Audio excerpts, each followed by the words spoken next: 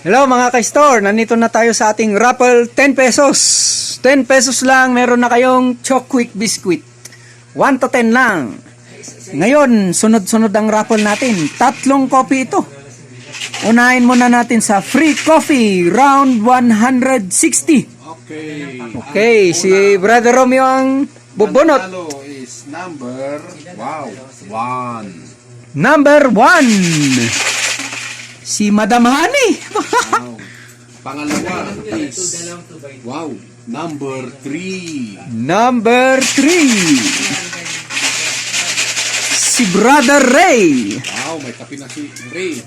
Santa Claus.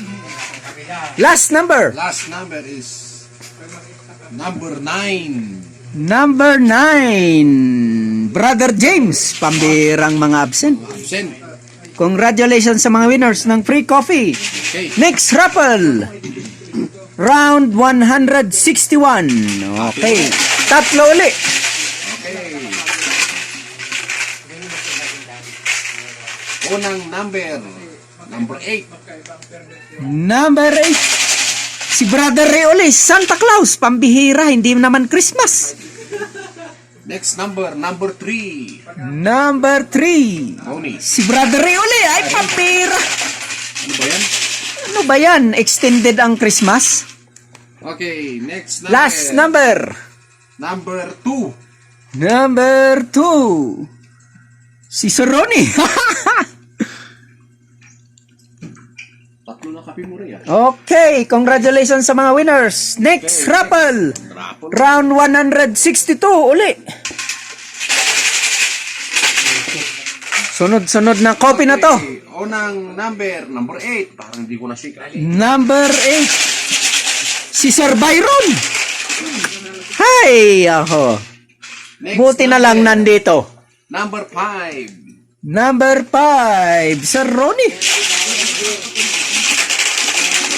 Last number. Last number is number 1. Number 1. Sir Ronnie pa rin. Okay, tatlo. Congratulations sa mga winners ng free coffee. Next raffle, biscuit na. Biscuit. Biscuit. Round 166. 6 ang bubunutin. Okay. Yun, marami-rami ito. 6, malaki ang pag-asa. Pero ba't sublik man? Mali niya. Mas lang nga mas.